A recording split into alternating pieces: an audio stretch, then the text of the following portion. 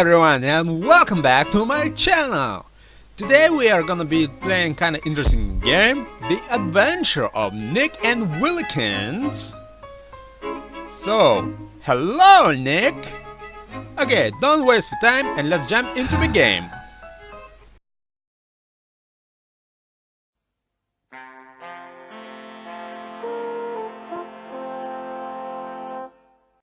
And now the adventures of Nick and Willikins. This is England.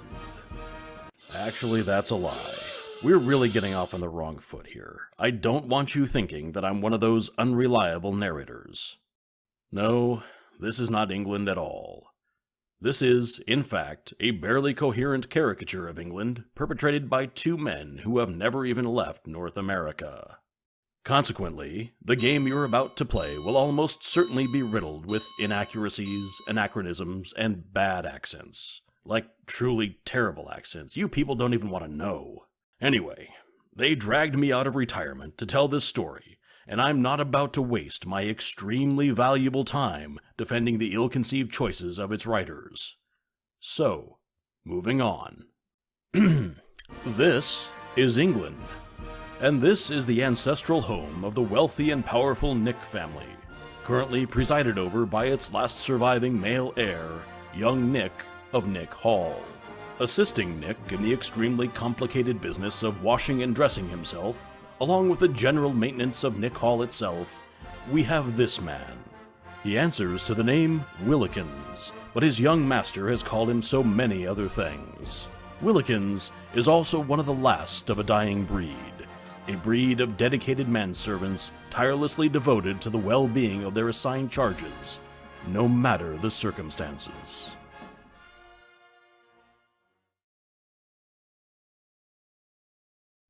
I cannot overstress the importance of following the instructions of one's master, no matter how seemingly misguided, unethical, or even mortally dangerous they might be. Ours is to serve, not to question. All of this being said, one does have some latitude when it comes to addressing one's betters. Traditionally, it is acceptable to adopt one of the three basic attitudes, as observed and practiced by the great Western powers of servitude. The first, and one to which I must admit a bit of bias, is the British method, which stresses politeness and civility. This method is kind without being overly familiar, good enough to sustain an empire of nearly 1,000 years, so certainly good enough for the likes of you. Second is the one preferred by our American brethren, the friendly approach, presenting the illusion of being the master's equal, despite the fact that you both clearly know which of you is the lord and which is the lorded. Finally, there's the aggressive method, typically employed by our old friends, the Germans. No great surprise there, while obviously not advocating outright hostility towards the master. It does emphasize the notion that even the most noble among us may, on occasion, require a bit of helpful prodding. Right, so, young Willikins, kindly choose one of these methods and demonstrate Okay. the rest of the class. Let's see. Polite, friendly, aggressive. I think we will go with polite. As you wish, sir. Ah, the classic, polite, British method. Trying to get on my good side then, eh, boy? Mr. Willikins, you'll make a fine manservant someday. I hope. I will try my best. Willikins, you're the worst manservant what ever lived. Now Oh. stop daydreaming about your boring past and tend to my needs. So begins another exhausting day for me here at Nick Hall. Job is job. Too right, Willikins. As per our usual routine, I have prepared an itinerary of daily activities for you. Oh, good. Item 1.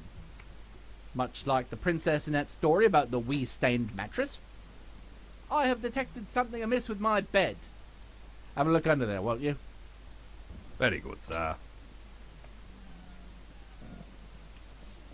Let's see, what do we have here? Ah, so there is something under here. A charger for a mobile phone. Just That's what charger. we call cellular phones in England. Rather. I see more than charger. I'll just tidy this up then. Adequate job, Willikins. 5 out of 10. Honestly, you must try harder. Oh, must I? Now then, item the second. I'm hungry. You're mungry, sir? Hungry, with an H. Now, I know you have some food squirreled away on your person, and I demand that you feed it to me forthwith and hence. Here too. And such. Okay, let's see, what do we have here in... I'm not sure why I bother. He'll inevitably reject this and any subsequent offerings, no matter what they are. Sums up my existence rather neatly, I suppose. Pizza, hamburger, sir. Cool, that old thing, you made me that yesterday. It's rubbish. Bung it down a loo. Of course, sir. That'll be the first of, no doubt, many then.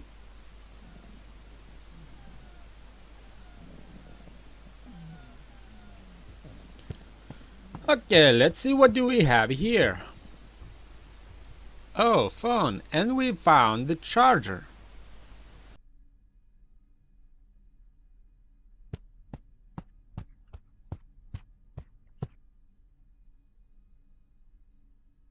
It's still bloody charging, because of course it is, so I'll just leave it here and use the speaker function.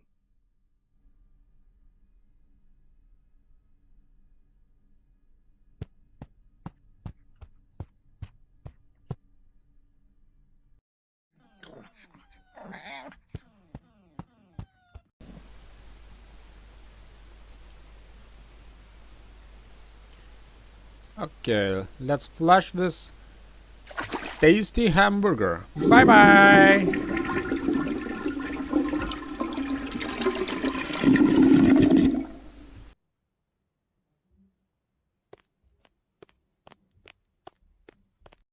Now that that important business is settled, I want you to go downstairs and prepare me some proper brekkie. You know what I like. I want you to take at least 2 seemingly incompatible food items and combine them in a new and interesting way. Or an old and boring way, what I've forgotten about. Go on, off you go. Very good, sir. Oh, and Willikins, Sir? remember it's Thursday, which means you may only prepare the items on my revised menu of foods what I will only eat on Thursdays. You will know these foods when you see them. Right, that thing. Very, as I said once already, good, sir. Okay, let's go to make some food.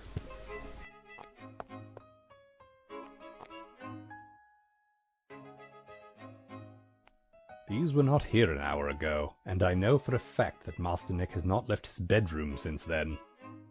He must have some sort of hidden dumbwaiter or something.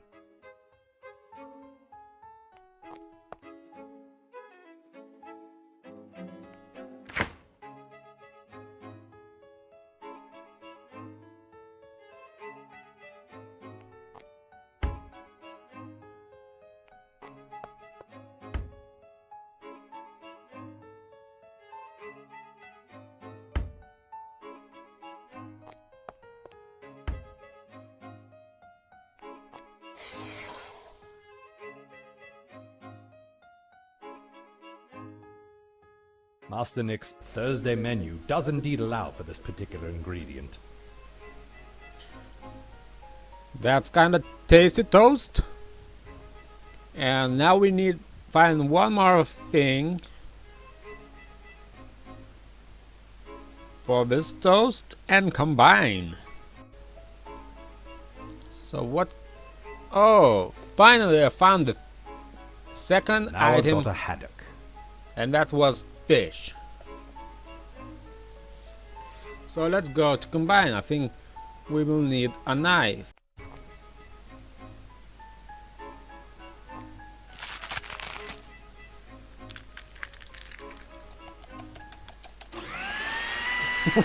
What? That knife? Wow. Slapping things on a slice of warm bread, a technology both created and mastered by the British. That knife must be electric or something like that.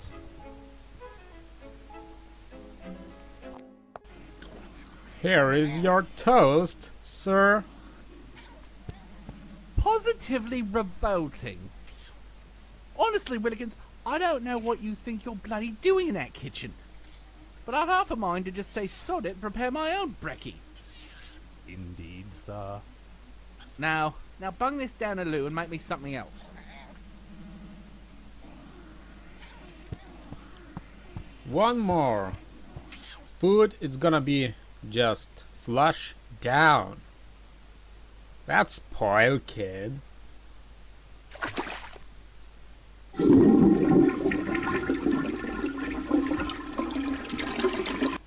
Now get your bum, and the rest of you, down to the kitchen and make me a proper meal. You know what they say, Willikins. Third time's probably going to be rubbish as well, because everything you do is rubbish. Is that what they say, sir? Well, that's what I say. Okay.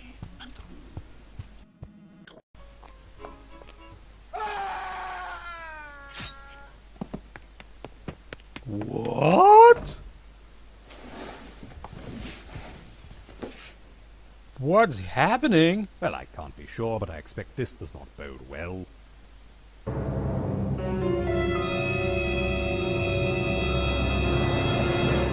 Has Nick done something untoward? Wait, what? Even possible to do something toward? And if he has, will Willikins remain loyal per the rigidly binding the end? ancient codes of English servitude? Find out now. Seriously, you didn't think we Oh, could stop okay. here, did you? Who would give you just part of a game? That's just cruel. That came from the entrance hall. Much as I am loath to do so, I suppose it's my duty to investigate. Okay, let's go see. So what do we have here? Oh, I'm certain there was no corpse in this room when I tidied in here earlier. I suppose I'd better phone someone about this.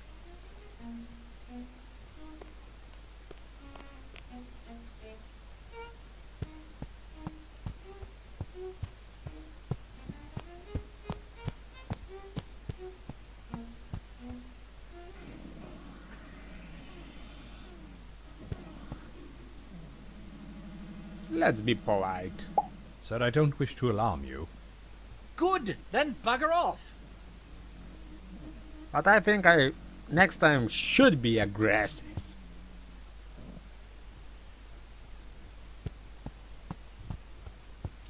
Let's call the police.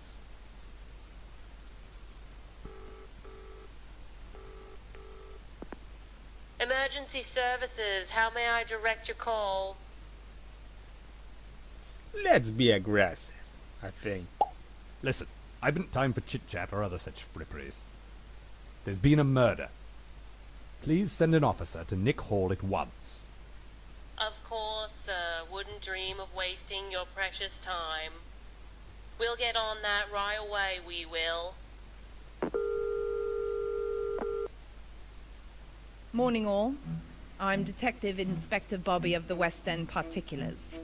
Inspector Bobby of the Yard? That'll be enough of that. Now then, I'm here about the corpse in your entrance hall.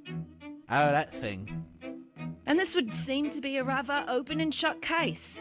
The victim, one Errol of Nick Hall, has clearly been murdered by you, Nick of Nick Hall. You got nothing on me, coppers. Actually, we've got quite a bit on you, sir. But under the circumstances being that you're rich, white, and clearly male, we can remand you to your residence of domesticity forthwith, and until such time as the court sees fit to hang you by your neck until dead. That seems fair. Oh, then I wasn't clear, was I? You, sir, are accused of murder and will be taking you away shortly.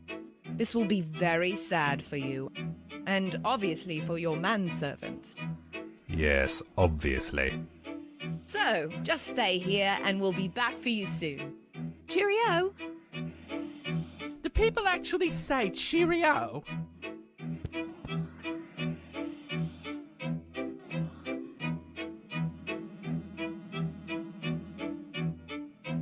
If you like, I could look up the current usage and etymology of the expression for you. What? Which expression? I'm already bored with this conversation.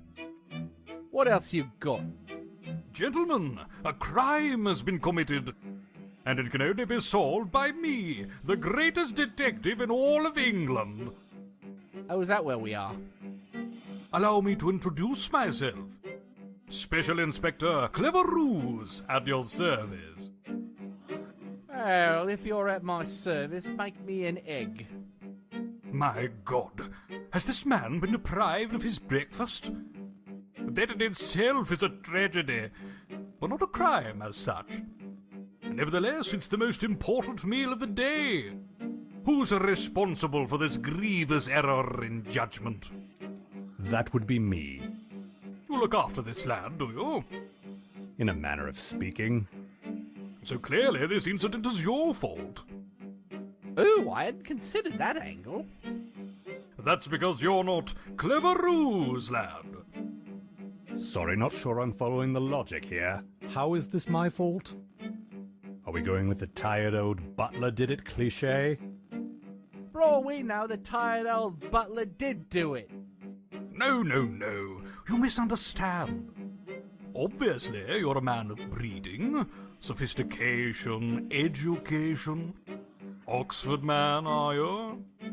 Cambridge, actually. Oh. Well, we can't have everything, I suppose. In any case, they should have taught you. Even at a bin-liner school like Cambridge.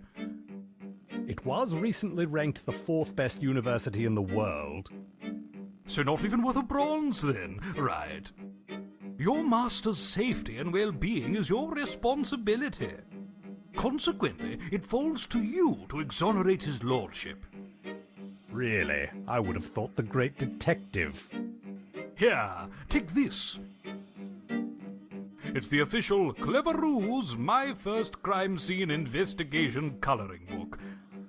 And that's coloring with a U, naturally. Naturally. This will guide even the most thick-witted Cambridge dunderhead through the process of forensic murder solvery. Essentially, it comes down to 4 elements. Motive, murder weapon, at least one corroborating witness, and proof of the suspect's sanity. Good luck with all that, Willikins. As you locate each of these, you may colour in, and that's colour with a U, the corresponding area of the page. When you've coloured the entire page, phone me, and I shall be along at once. Clever Ruse, away! Oh, Willikins, did he just disappear in a cloud of smoke? So it would appear. Or disappear? Huh? Do you get it? Willikins? You still there?